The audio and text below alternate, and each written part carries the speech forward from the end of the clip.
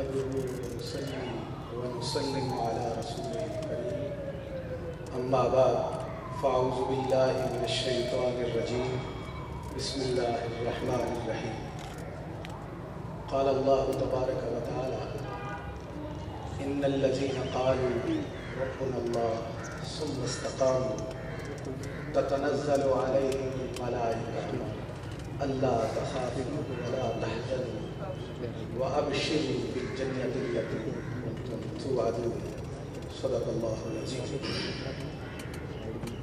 فقد قال الله تبارك وتعالى في شان حبيبه صلى الله تعالى عليه وسلم إن الله وملائكته يصلون على النبي يا أيها الذين آمنوا صلوا عليه وسلموا تسليما اللهم صل على محمد وعلى آل محمد وبارك وسلم. فقر کے معجزات تاج و سریر و سپاہ، فقر کے ہیں معجزات تاج و سریر و سپاہ، فقر ہے میروں کا میر، فقر ہے شاہوں کا شاہ، اور علم کا مقصود ہے پاکی عقل و خرد، علم کا مقصود ہے پاکی عقل و خرد، فقر کا مقصود ہے عفت قلب و نگاہ، اور علم فقیہ و حکیم، فقر مسیح و کلیم، علم فقیہ و حکیم، فقر مسیح و کلیم، علم ہے جو یائے راہ، فقر ہے دانائے راہ. حضرت قبلہ خواجہ قطب الدین صاحب دامت برکاتہم العالیہ، حضرت پیر سید اظہر الحسن صاحب گیلانی زیدہ مجدہ، ڈاکٹر ہمایوں عباس شمس صاحب، ڈاکٹر طاہر حمید تنواری صاحب، دیگر صاحبان علم جو اسٹیج کی زینت ہیں، اور حاضرین مجلس، آپ تمام حضرات بہت مبارکباد کے لائق ہیں کہ اتنے خوبصورت تصوف سیمینار میں حاضر ہیں. قدوۃ الاولیاء سید السادات شمس المشائخ حضرت شاہ سوار شمس غوث رحمہ اللہ کے عرس مبارک کی موقع پر ادارہ خورشید اسلام پاکستان کے زیر اہتمام پیر سید اظہر الحسن صاحب گیلانی زیدہ مجدہ کی زیر سرپرستی منعقدہ یہ جو تصوف سیمینار ہے، مجھے بنیادی طور پر حضرت خواجہ قطب الدین غلام قطب الدین صاحب فریدی دامت برکاتہم العالیہ نے حاضر ہونے کا اور چند معروضات پیش کرنے کا حکم ارشاد فرمایا، لہٰذا تعمیل ارشاد میں حاضر ہوں. یہاں آ کر ایک گونا خوشی محسوس ہوئی ہے کہ ہچکولے لیتے ہمارے خانقاہی نظام کو سہارا دینے کے لیے ابھی کچھ ہاتھ باقی ہیں. اس ماحول کو دیکھ کر اور ہمیں ان ہاتھوں کو مضبوط کرنے کی ضرورت ہے تاکہ ہمیں یہ ہاتھ منزل آشنا کر سکیں. بہت عرصہ قبل پشاور کے شہر میں ایک خانقاہ ہے حضرت قبول اولیاء رحمہ اللہ کی. وہاں پر مجھے اس طرح کے ایک تصوف سیمینار سے گفتگو کا موقع ملا تھا، اور آج یہ دوسرا موقع ہے کہ کسی خانقاہ کے سجادہ نشین کو اتنا پرعزم دیکھ رہا ہوں کہ وہ مریدین کی روحانی، علمی اور تعلیمی ضرورتوں کا کفیل بن کر آگے بڑھ رہا ہے. میں حضرت پیر سید اظہر الحسن صاحب گیلانی کو اس کامیاب تصوف سیمینار کے انعقاد پر بطور خاص اور ان کے متعلقین، متوسلین اور ادارہ خورشید اسلام پاکستان کے عہدیداروں کو مبارکباد پیش کرتا ہوں. حضرات محترم، فیلسوف مشرق علامہ محمد اقبال رحمہ اللہ کے مطابق فقر یا تصوف جو دانائے راہ ہے وہ اس کا مقصود عفت قلب و نگاہ بتاتے ہیں۔ یہ وہ متاع بے بہا ہے کہ اقبال اس کی قدر و قیمت بتاتے ہوئے اسے متاع مصطفیٰ کہتے ہیں۔ وہ کہتے ہیں فقر ذوق و شوق و تسلیم و رضا است، فقر ذوق و شوق و تسلیم و رضا است، ما امینیم این متاع مصطفیٰ۔ بقول اقبال تصوف دراصل متاع مصطفیٰ ہے اور ہم مسلمان اس متاع مصطفیٰ کے امین ہیں۔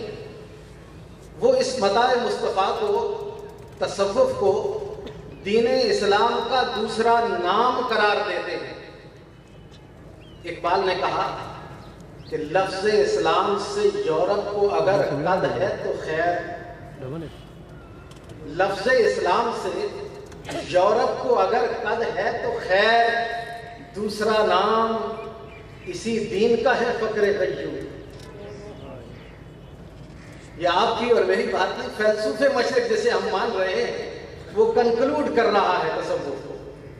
حضرات محترم صاحبان علم کی مجلس ہے، میں حضرت شاہ ولی اللہ رحمۃ اللہ علیہ کی طرف جا رہا ہوں۔ حضرت شاہ ولی اللہ رحمۃ اللہ علیہ کے مطابق دین اسلام کی دو جہتیں ہیں، دو رخ ہیں، ایک ظاہری اور ایک باطنی۔ دین کی ظاہری حیثیت کا مقصد مصلحت عامہ کی نگہداشت ہوتا ہے، پبلک ویلفیئر سمجھ میں آسان لفظوں میں شاید مشکل ہو جائے بات تو اس کو میں آسان کر رہا ہوں۔ پبلک ویلفیئر اس کی نگہداشت ہوتی ہے، جس کے لیے پھر احکام صادر ہوتے ہیں، کچھ چیزوں سے روکا جاتا ہے۔ مثلا سید عالم صلی اللہ علیہ وسلم نے ارشاد فرمایا ایاکم والجلوس علی الطرقات، راستوں پہ مت بیٹھا کرو کہ آنے جانے والے کو تکلیف ہو۔ پبلک ویلفیئر روکا ہے، ایسا نہیں کرنا۔ زکوٰۃ ادا کرو، اس میں لوگوں کی بھلائی ہے، سرکولیشن آف منی ہے، تو یہ حکم دیا جا رہا ہے پبلک ویلفیئر کے لیے۔ یہ دین کا ظاہری رخ ہے، ظاہری حیثیت ہے۔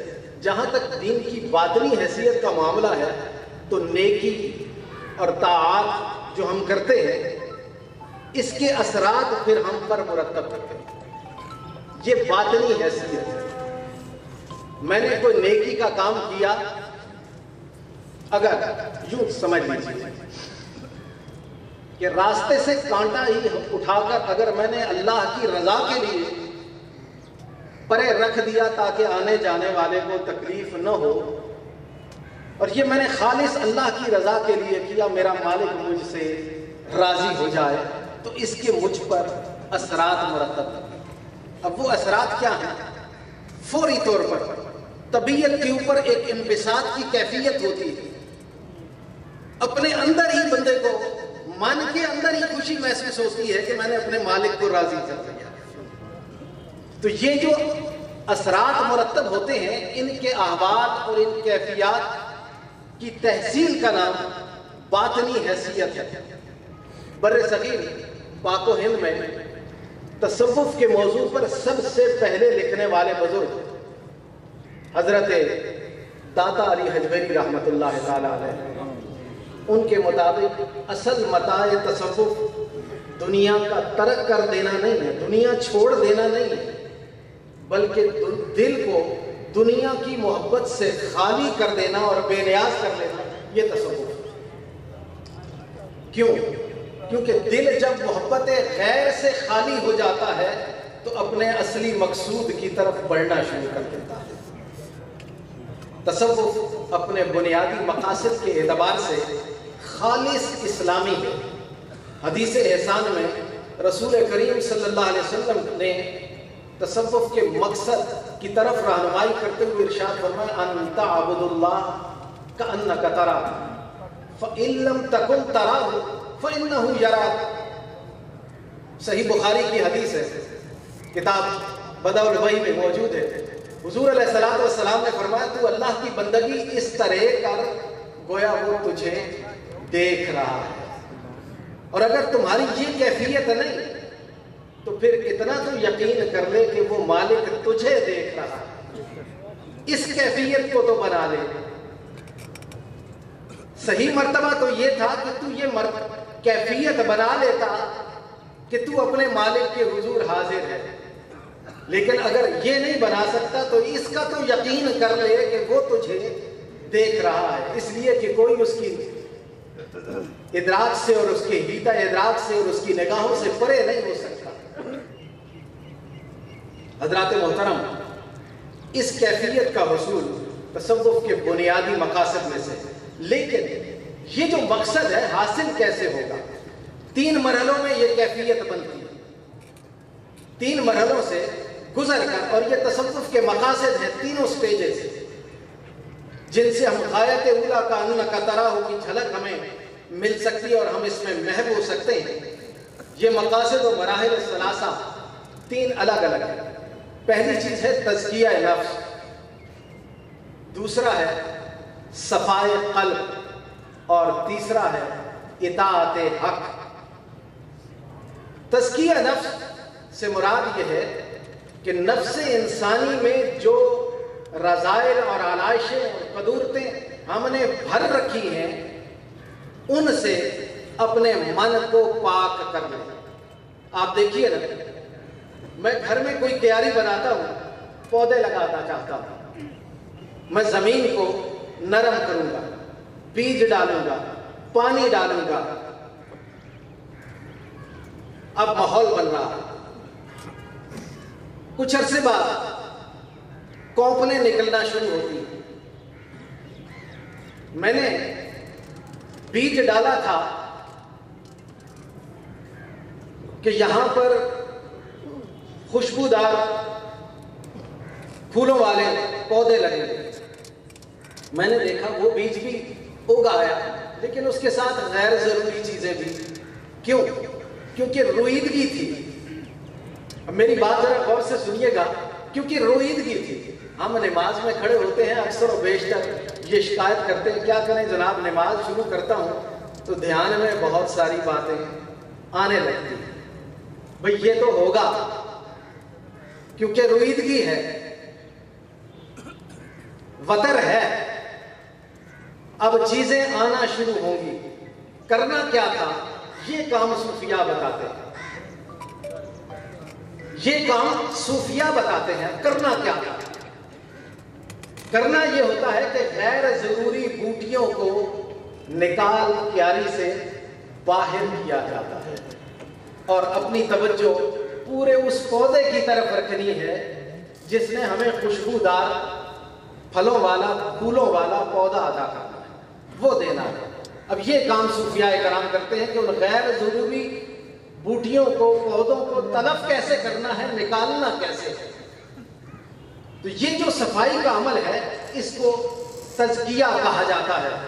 قرآن حکیم نے فرمایا قد افلح من زکاہا وقد خاب من دساہا، یقیناً وہ مقصد کو پہنچ گیا جس نے نفس کو پاک کر لیا، اور وہ ناکام ہوا جس نے اسے خاک میں ملایا۔ تو نفس کا جو تزکیہ ہے یہ قرآن حکیم کی اصطلاح ہے، تصوف میں اسی اصطلاح کو استعمال کیا ہوا۔ اللہ تعالیٰ نے انبیاء علیہ السلام کو جن کاموں کے لیے مبعوث کیا ان میں سے ایک تزکیہ بھی ہے۔